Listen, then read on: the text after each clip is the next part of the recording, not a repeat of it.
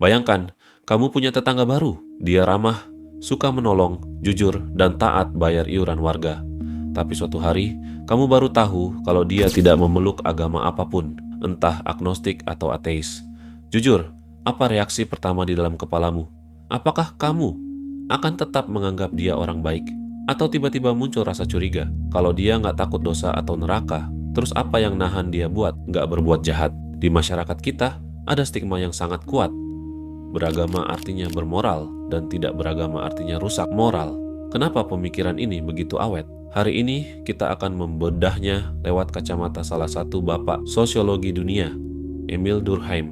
Sosok yang membongkar bagaimana sebenarnya agama dan moralitas bekerja di dalam masyarakat. Untuk memahami stigma ini, kita harus paham dulu apa fungsi agama menurut Emil Durkheim. Dalam karya terkenalnya, The Elementary Forms of the Religious Life, Durkheim menyampaikan ide radikal. Agama pada hakikatnya bukan sekadar soal hubungan pribadi manusia dengan Tuhan, melainkan alat perekat sosial, social cohesion. Menurut Durkheim, masyarakat tidak bisa bertahan hidup tanpa adanya norma bersama. Agama hadir menyediakan dua hal mendasar. Pertama, membagi dunia menjadi yang sakral, the sacred, dan yang profan, the profane. Nilai-nilai moral seperti jangan mencuri atau hormati orang tua diangkat menjadi hal yang sakral, hal yang suci dan tidak boleh dilanggar. Kedua, membentuk apa yang disebut Durkheim sebagai moral community, komunitas moral.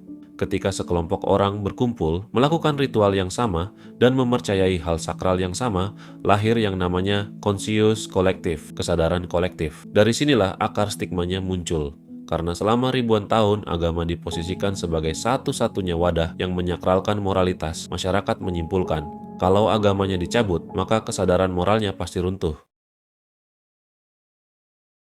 Durkheim juga punya satu konsep penting lain bernama anomie, yaitu keadaan di mana masyarakat kehilangan arah karena norma-norma sosialnya mendadak runtuh atau tidak lagi dipatuhi. Ketika masyarakat tradisional melihat seseorang yang tidak beragama, refleks emosional mereka adalah ketakutan akan anomi.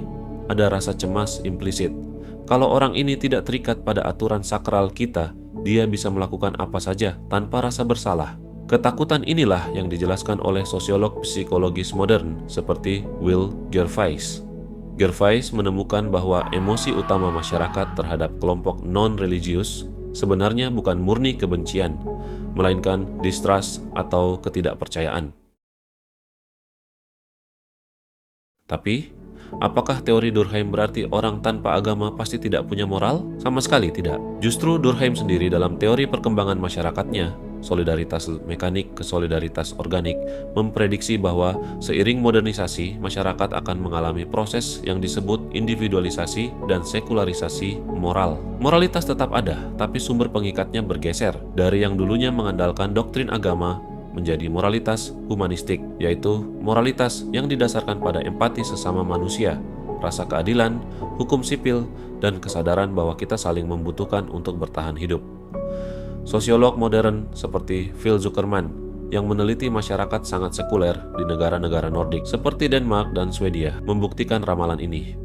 Masyarakat di sana mayoritas tidak lagi religius, tetapi tingkat kejahatan dan korupsinya justru salah satu yang terendah di dunia. Karena moral community mereka tidak lagi diikat oleh dogma agama, melainkan oleh kontrak sosial, rasa percaya pada lembaga publik, dan penghargaan atas hak asasi manusia.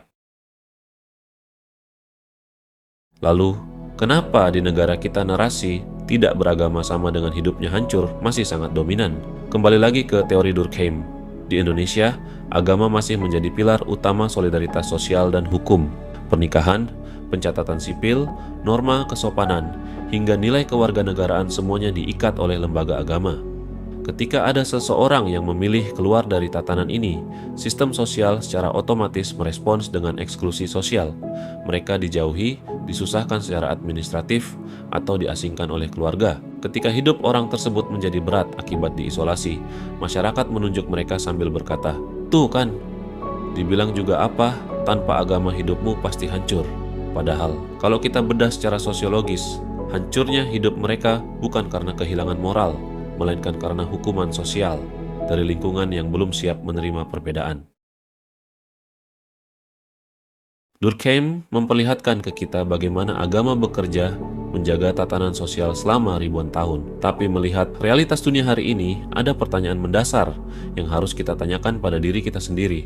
Jika seseorang berbuat baik hanya karena takut neraka atau mengharap surga, apakah itu murni kebaikan atau sekadar transaksi? Dan sebaliknya, jika seseorang tetap memilih jujur, menolong orang lain, dan tidak menyakiti sesama tanpa mengharapkan pahala ilahi atau takut hukuman agama, bukankah moralitasnya justru sangat murni? Apakah kita benar-benar peduli pada kebaikan itu sendiri, atau kita cuma peduli pada label pengikatnya?